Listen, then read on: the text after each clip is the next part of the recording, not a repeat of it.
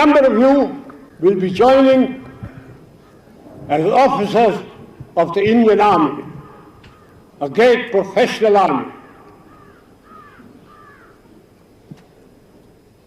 You won't be rich, you won't have wealth, but you'll have something much better.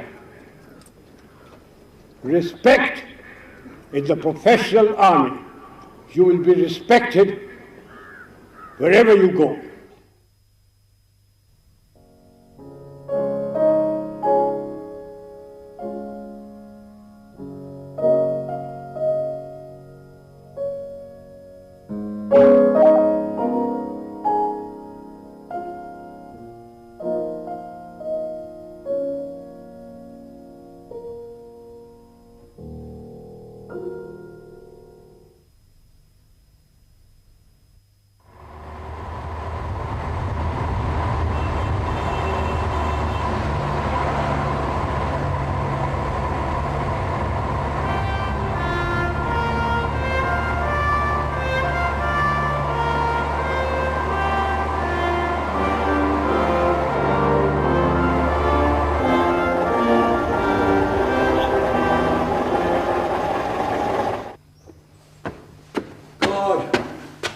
Hi Sam. Hello son, how are you?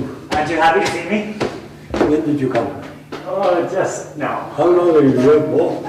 What, 5 days? Too long. Come on. Come on. Sam Hormasji Framji Jamshedji Manekshaw was born in a Zoroastrian family at Amritsar in 1914. So? One of the finest military commanders of the nation, Sam became India's first Field Marshal in 1973, attaining the highest rank in the Indian Army. His role as the Army Chief during the Bangladesh war operations had been vital to the country's outstanding victory. Today, the Field Marshal lives alone in the Nilgiri Hills in South India. He travels back in time over his rich and unique life with his grandson Jahan, making the past come alive. So Sam, tell me about the beginning of the Bangladesh war. The Mukti Bahini. Oh, usual political stunts.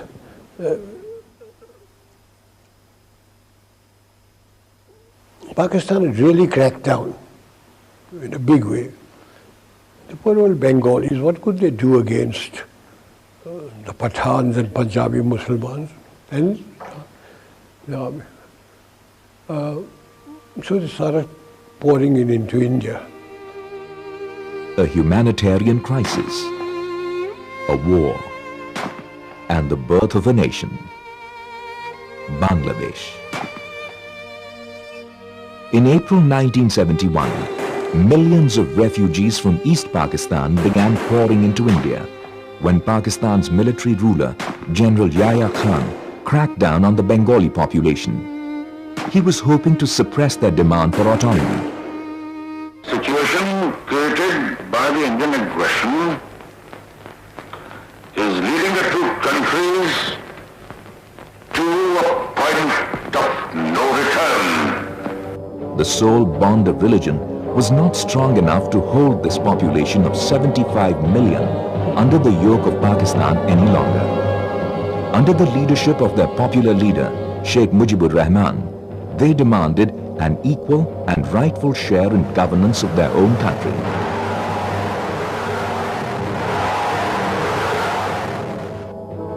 Prime Minister Indira Gandhi was greatly disturbed by this influx of almost 10 million refugees whom India was in no position to accommodate. She felt the solution lay in going to war with Pakistan and summoned General Manekshaw, Chief of Army Staff since 1969. And Mrs. Gandhi, in an awful temper, looked at me and read out messages from the Chief Minister of West Bengal that thousands of refugees have poured in, from the Chief Minister of Assam, the Chief Minister of Tripura. And she looked at me and said, "What are you doing about it?" "Nothing. What's it got to do with me?" He said, I want you to do something. I said, what do you want me to do? He said, I want you to march into East Pakistan. I said, that means war. So she said, I don't mind if it's war. So I said, oh, have you read the Bible? God said, let there be light, and there was light. And you say, let there be war, and there was war. Are you ready? I certainly am not. Then I said, this was about 23rd of April. I said, you know, the Himalayan passes are opening, and if the Chinese give us an ultimatum, and I said, the monsoon will be breaking in a few days' time, and when it rains in that part of the world, it pours. Rivers become like oceans. If you stand on one bank, you can't see the other. My movement will be confined to roads. Because of climatic conditions, the Air Force will not be able to support me. And if I were to go in, I guarantee you 100% defeat. I said to Mrs. Gandhi, will you now give me your orders?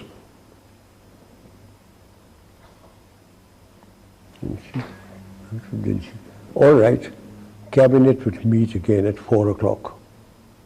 So everybody started walking out, I being the junior one. A smile on my face as I was going out. She said, Chief, stay behind. I said, Prime Minister, before you open your mouth, shall I send in my resignation on grounds of health, mental or physical? And she said, oh, sit down, Sam, tell me. Everything you told me is the truth. I said, yes, everything I've told you is the truth. I said, it's my job to fight to win, not to lose. And she smiled at me, she said, all right, Sam, you let me know when you're ready. By December, the tension between India and Pakistan was at its height. Bangladesh's freedom fighters, the Mukti Bahini, were bravely resisting the Pakistani onslaught. The war finally began on the 3rd of December 1971 after Pakistan attacked several Indian airfields. Strategic military planning ensured excellent coordination between the Army, the Navy and the Air Force. India did not have to fight any foreign ally of Pakistan, neither China nor the United States of America, both of whom could have been very dangerous.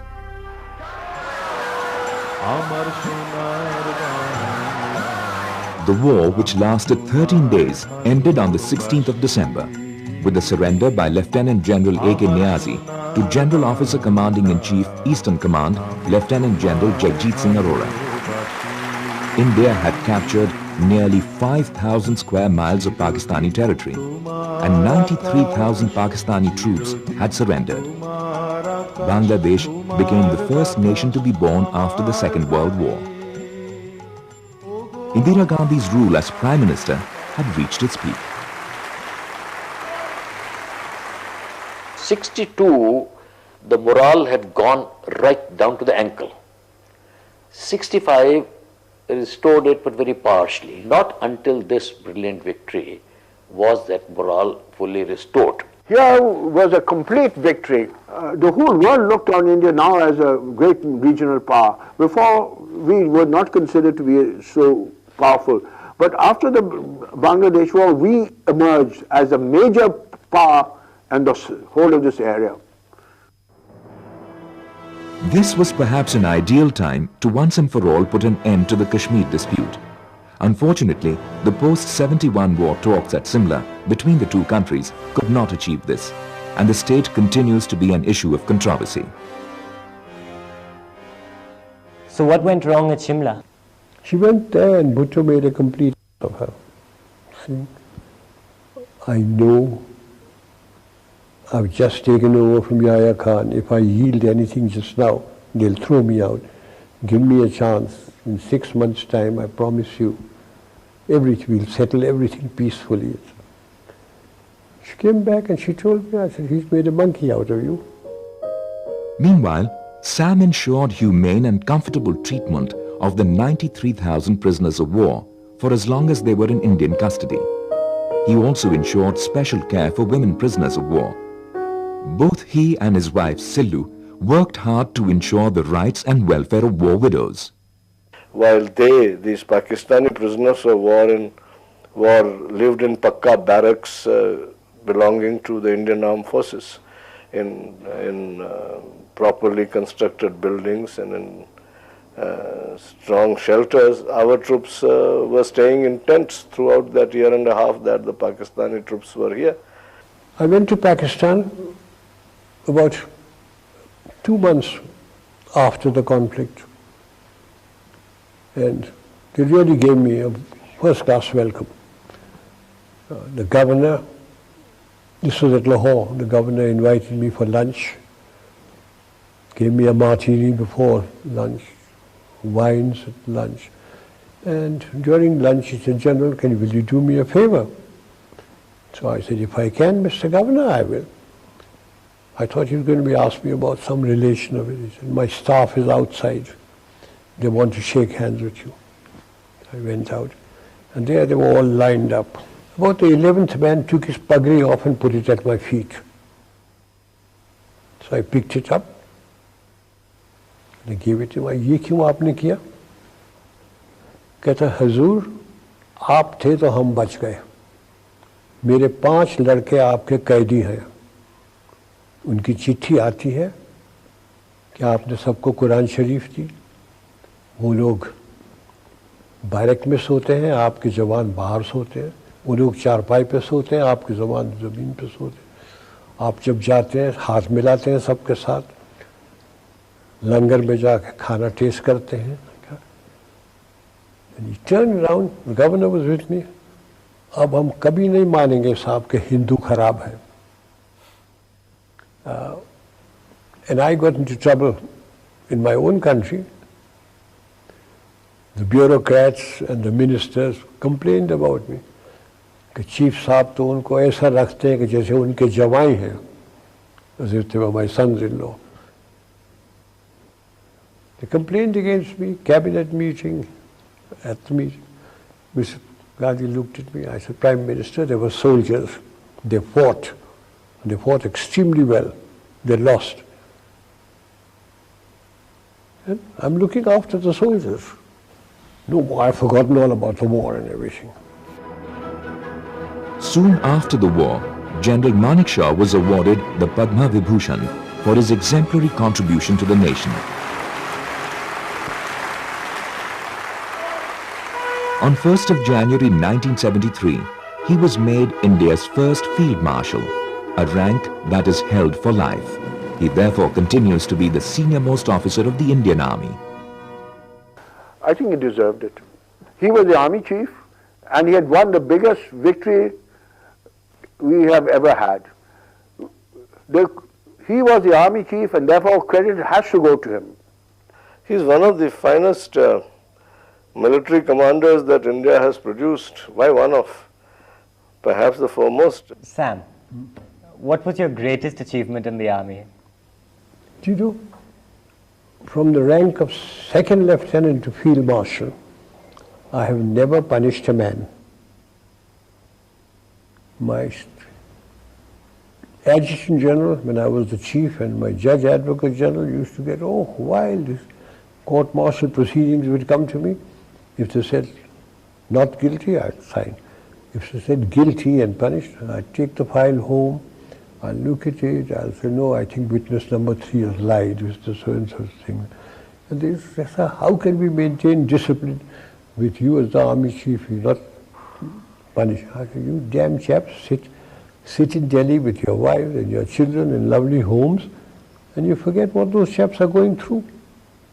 About a year after the Bangladesh war, I had come down from England, and we went shopping for, just father and I, because I wanted to buy some cutlery.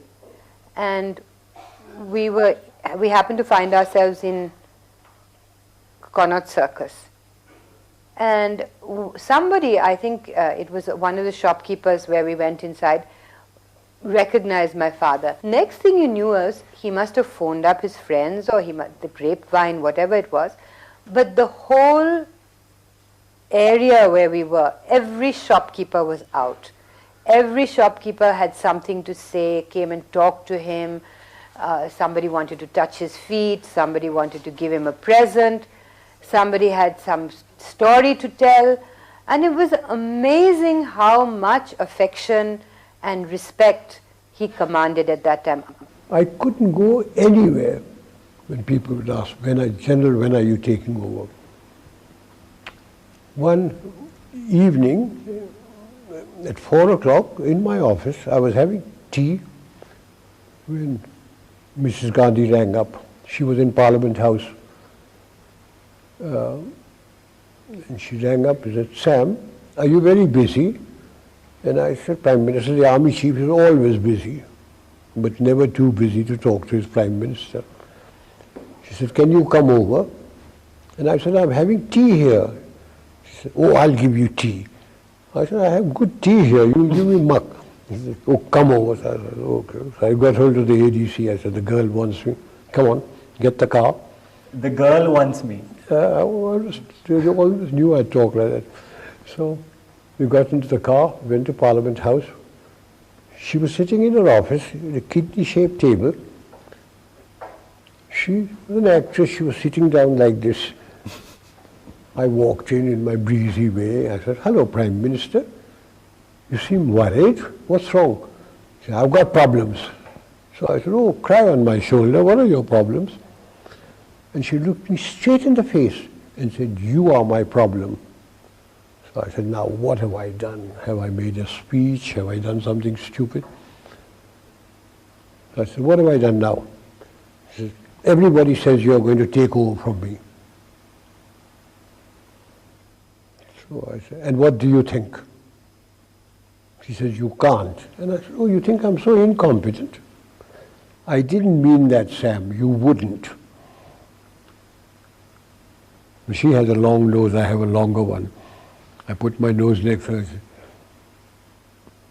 I want to tell you, I have no intention or even a thought of getting involved in politics or taking over, as long as I command my army without interference. Okay, you have told you enough about Mrs. Gandhi and myself. Moraji Desai. Ah, you want to know about Moraji Bhai. You've been dying to tell that story, haven't you? I've got 2 or 3 stories about Moraji Bhai.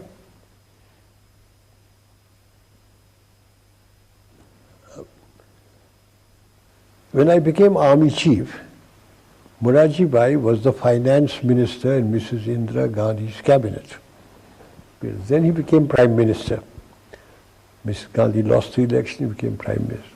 One day he said, I believe you drink? So I said, yes, I have. You mustn't drink. Very bad for you. So I said, Prime Minister. I come to my Prime Minister, he said, you mustn't drink.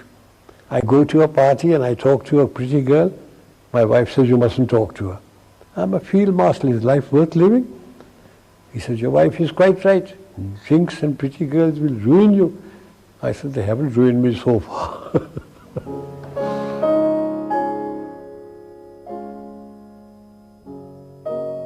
Sam, what are you reading?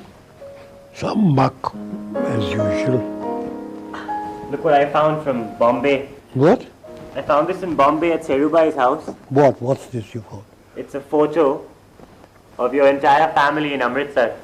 Good God. I even recognize myself. How old were you then? Where did you find it? Serubai has it. Has a whole bunch of them with her. So? So what? I recognize myself there. A good-looking chap. I know. I wanted to know a little bit more about your childhood in Amritsar. My father was a doctor. His ancestral home was Balsar. He became a doctor in Bombay at a very young age. Then he met my mother and he got married, but he couldn't earn a living in Bombay. So they said, Dr. Manekshaw, go to the Punjab. Now this is 1899 or 1900. Those people in Bombay didn't know where Punjab was. The 5th of 6 children, Sam was born into a Parsi family in 1914 in Amritsar. His father was one of the few practicing physicians in the city at the time and remained in Amritsar till partition. Were you a very religious family? We taught our prayers and we said our prayers. In fact, I say the same prayers now that I used to when my mother taught me when I was a little chap. Every night. Every night. In bed before going to sleep. We had a wonderful childhood. There were 5 of us because my eldest brother Fali was in Bombay and my father sent us all off to boarding schools. My elder brother John went to Sherwood, I went to Sherwood, Jimmy went to Sherwood.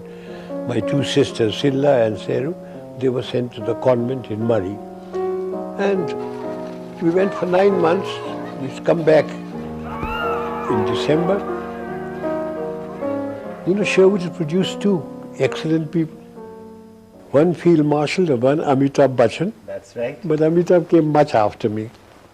Sam, tell me about your first girlfriend. Oh, first girlfriend, God. That was in Sherwood.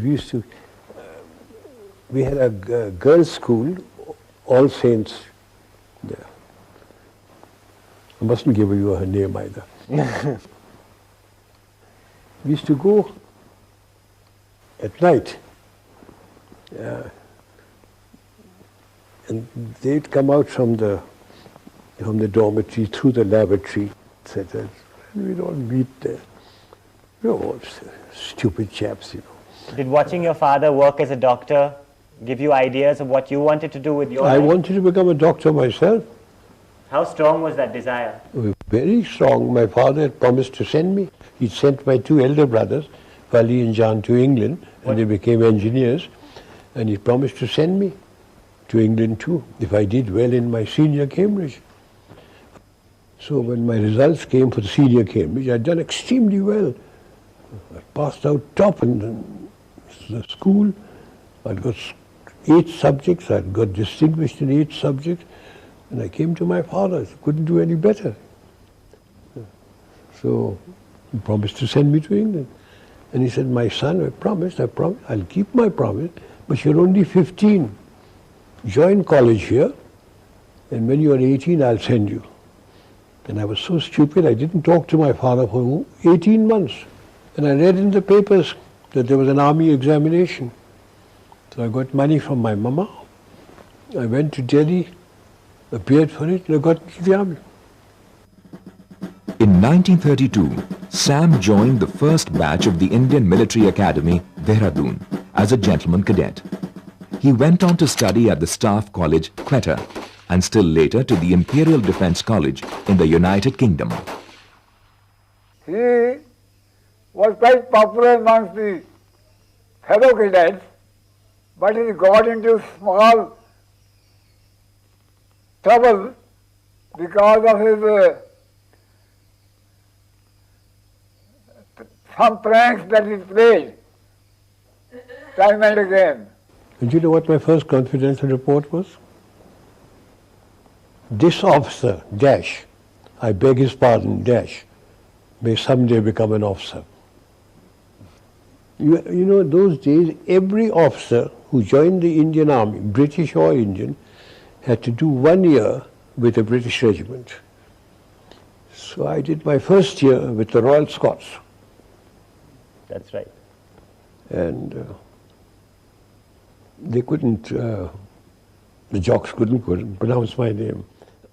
They used to call me Mr. Macintosh. During World War II, Sam fought as an officer of the Frontier Force Regiment under General Slim.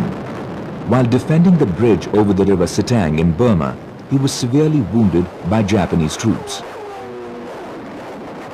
Recognizing his courage and fearing he would not survive, Major General Sir Richard Covens removed his own military cross and presented it to Sam as an immediate award for gallantry in the field.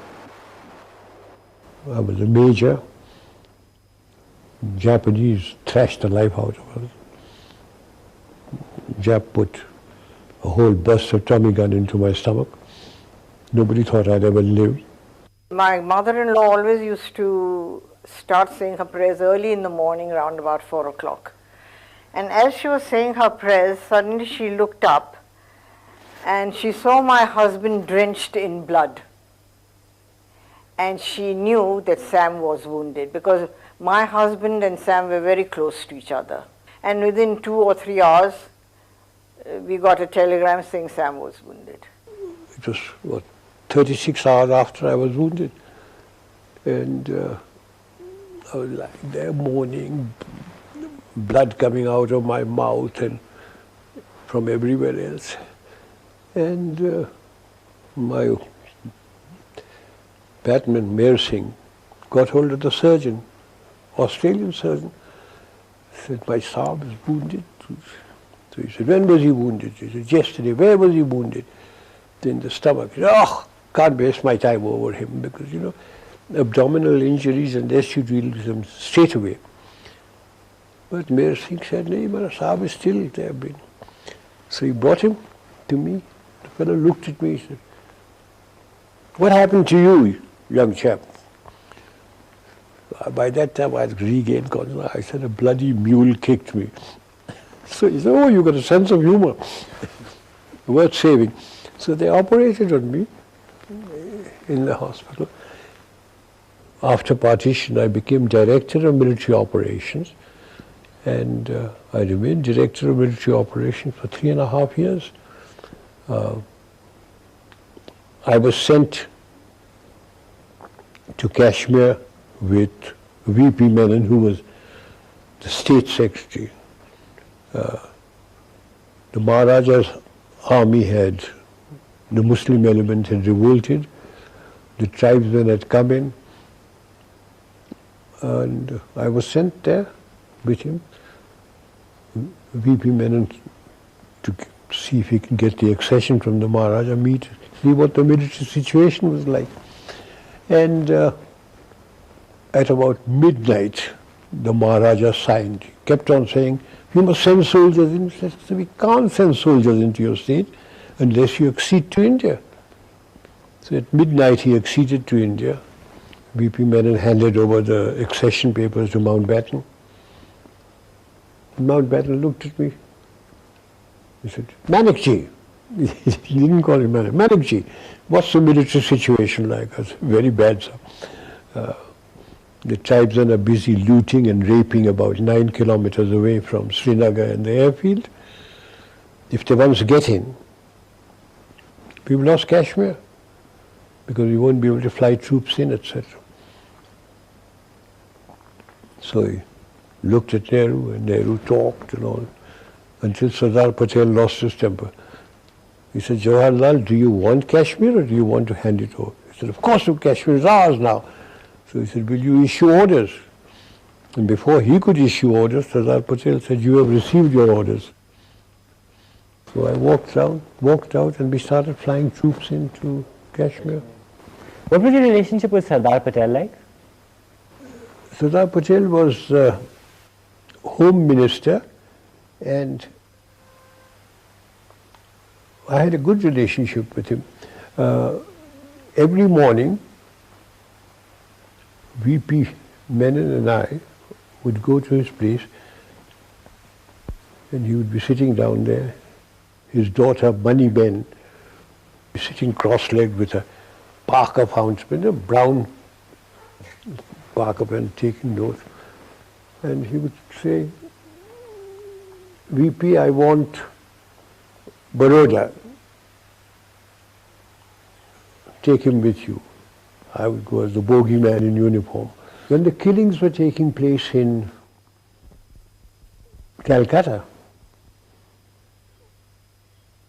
by British Commander-in-Chief, he came along and said, hey you, the Sardar wants you in Calcutta. So I said, why me, sir? He said, he phoned, he wants you there. An aircraft has been laid on for you. So I went there. The Sardar was with the Chief Minister, B.C. Roy. When I went in there, he said, I don't want arguments, etc. I'm going to ask you a question, I want an answer. If I hand over the situation to the army, how many Bengalis will you kill and how long will it take you? I was a very young brigadier. So I opened my mouth. I said, sir, about 100 in about a month. So he said, turned round to Bidhan Roy, he said, thousands are being killed. He said, go and kill them, take over. And he deployed troops all over Calcutta. We didn't have to kill anybody. Everything finished. He said, come here. And in Gujarati he tells me, "Tumhe sachu nahi bolo?" So I said, what have I done? He said, "Tumhe kahlu ki 100 Bengali na marso ne ek bhi nahi maryo." Then he tapped me and said, well done, thank you. Brigadier Manekshaw, as he was then, made quite a name for himself as the director of military operations, and his highly professional manner of working brought him to the knowledge, more correctly, brought him into notice of all that mattered in the country and in the services. And very often at about 7:30 or 8 o'clock in the evening, when we were going back, he would come and sit with all the G3s, the captains, with his feet on the table as usual, cracking jokes and discussing matters, but in a most informal and lively manner. Oh, he was very fond of junior officers. He is always joking and laughing and pulling their legs, and you know, the junior officers were very pally with him. They never felt any fear of a senior officer or anything like that. Sam was very, very jolly chap. After being Commandant of the Infantry School Mau in 1955, Major General Manekshaw had become Commandant of the Defence Services Staff College Wellington, Nilgiris in 1959. In 1961, there was an inquiry against General Manekshaw, instituted by the then Defence Minister Krishna Menon. Sam was accused of being too anglicized, and statements allegedly made by him on various occasions in the past were collectively dug up and used as evidence.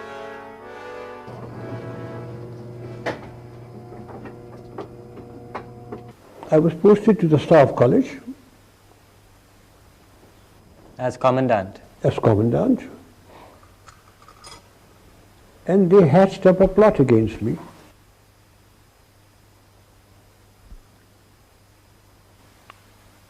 They had inquiries against me. And what were the charges against me? That I'm more British than Indian. That I am alleged to have said that I will have no instructor at the Staff College whose wife looks like an ayah. Oh, in some ways you can say that the charges were very comic. He was alleged to have made remarks which no man in his senses would really make. Sam had a habit of speaking out of turn, and what he said could be misinterpreted. Sam was genuinely a nationalist, but he used to come out with most outrageous remarks. Actually, it was all rubbish. There was nothing in it. It was just twisted, just to fix him. He seemed to handle it very well because he did not let it affect his behavior pattern as an instructor or as a commandant. How did Mama react to all of this? We didn't bat an eyelid. We just carried on as if nothing had happened. Towards the end of the inquiry, China attacked India over a border dispute in October 1962. The attack took everyone, including Pandit Nehru, by surprise, and the Indian Army, completely unprepared for a war, faced a debacle. Sam was sent to Tezpur as General Officer commanding 4 Corps. Then the Chinese came into Nifa, and General Kaul was sacked and Krishna Menon was removed, and Nehru sent for me. Said, I've got a vigorous enemy. Will you go and take over? And I said, I've been waiting 18 months for this, Prime Minister. And he said, oh, that was all a mistake. That was all a mistake. Will you go? I said, yes, I'll go. So I took over the thing. And so I always say that the Chinese came to my rescue. If the Chinese hadn't come in, and if Krishna Menon and Kaul hadn't been sacked, I don't know what they would have done with me. I said, I don't want to know what happened in the past. All I want to know is who are my commanders, Where are the Chinese? How much ammunition have I got? How much oil, petroleum and food have I got? I just leave the map to be here. After half an hour, I rang the bell, they came in, and I said, I don't know whether I'm doing right or wrong, but these are my orders. And that was the time when the Chief of Staff took his hat off, flung it on the ground, jumped on it. He said, thank effing God, at last somebody is giving orders. We have never had orders before. And my orders were that we'd start advancing. So where? No, Khanna, Leisure. So Sam, tell me about when you joined the Gurkhas. Oh Lord.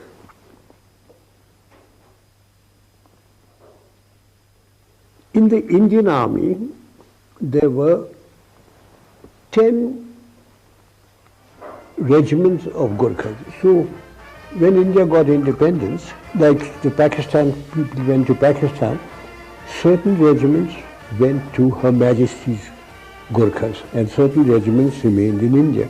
But there was a treaty between the King of Nepal and the British government that all Gurkha regiments would be officered by British officers.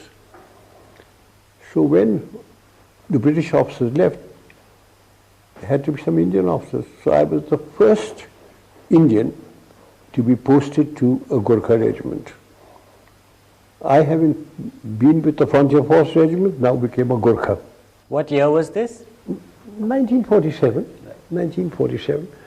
And I met a Gurkha sentry. I looked at him and I said, asked him, "Tera naam kya hai?" And he said, "Har ka Bahadur Guru." Then I looked at him, "Mera naam kya hai?" And he thought and thought and he said, "Sam Bahadur." I became Sam Bahadur. Sam Bahadur's bond with the Gurkhas continues even today. His Gurkha orderlies and their families settled with Sam and Silu in Kunur, where they continue to serve him faithfully. The underlying affection between them is apparent to all those who visit their home.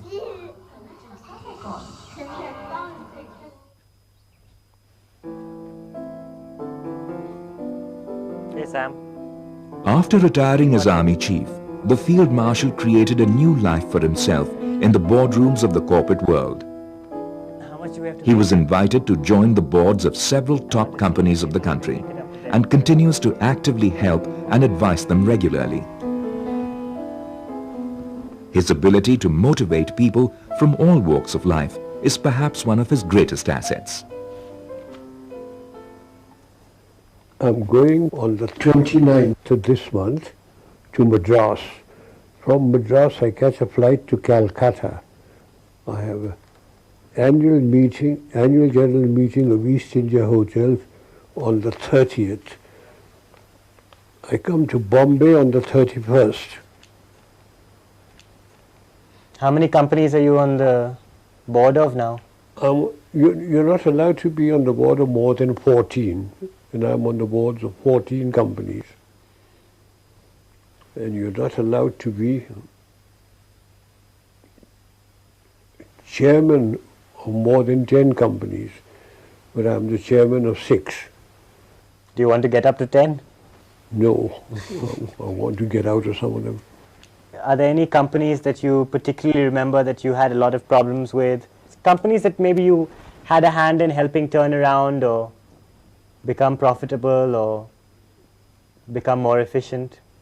I don't think so. In fact, I think quite a lot of them became less efficient. Well, he retired, and I suppose he had a lot of common sense, and his name was good, so a lot of boards requested him to come on their board. Oh, he creates a very good atmosphere, because the staff all like him, and they look up to him. So he was very popular with the shareholders also. Board meetings were always a great pleasure with him chairing them, and I found him very incisive, very knowledgeable, and he'd obviously taken a lot of trouble to read up on the subjects that he was handling.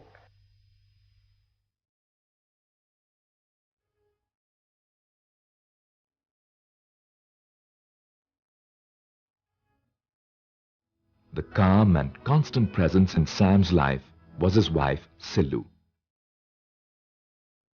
Her recent loss has left a deep void in his existence. She had always acted as a balancing force in Sam's hectic life.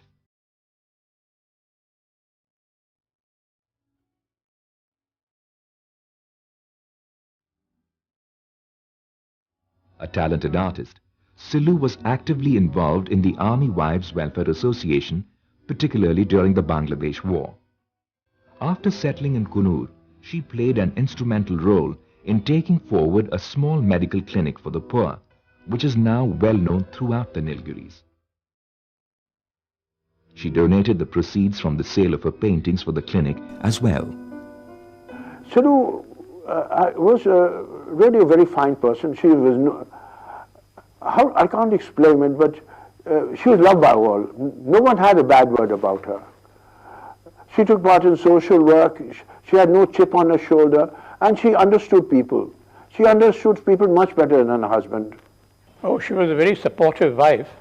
I mean, she was always there by his side and always added to Sam's charms, because the two of them went together everywhere and they were almost inseparable. He was head of a very happy family, and I think that went a long way in molding the mental makeup of this man. He was happy at home, so he was efficient and happy in his work. So Sam, tell me, having been in born in Amritsar, having lived all over India, why did you finally choose to settle in a place like Kunur? Funny. I used to be the commandant of the staff college, and then after the Chinese, I was sent off to take over that defeated army. And Mama was here, and she bought half acres of hillside for the princely sum of 18,500 rupees. Mama built this house? Mama got it built anyway. She designed it. So why don't you tell me why we call this place Stavka? Oh, that's very simple. Stavka, if you read War and Peace, is the headquarters of the highest military commander in the land. And I didn't know what to call it until my daughter Sherry, who's educated, said, "Father, why are you thinking you must call it Stavka?" I said, "Why Stavka?" And she told me. Have you read War and Peace? No. What all do you do in terms of Kunur and its community? Very little. When Silu was living, we'd go out, she'd arrange things, we'd go out. After she died, I keep to myself mostly. But you should go out and socialize some. Nobody likes mixing with a field marshal. Oh, come on. Tell me more about Silu. What did she do in the army as an army wife? Oh, she did a lot. She did all the army wives' welfare funds and all that sort of thing. She's very good that way. She did a lot of philanthropic work here also? Yes, she started that clinic, and she did that. She's very good about all those things. Anyway, why do you keep on asking me about my wife? Because, okay, one final question. What? Then I'll leave you to it. Yeah. Actually two final questions. Two now, go on. Yes, yes. One. What? Looking at your life as a military general, having all that power at your command, are you happy with the way things went? Was there anything you would have liked to have done differently in your entire career as a general, as a soldier? No, quite happy. And how about your personal life? I had a very pleasant personal life. I had my two daughters, I had my grandchildren, I had my wife, I had my Gurkhas. Quite happy. Do you like your grandchildren? Some of them. Come. Now where are you taking? We're just going to the edge of the balcony.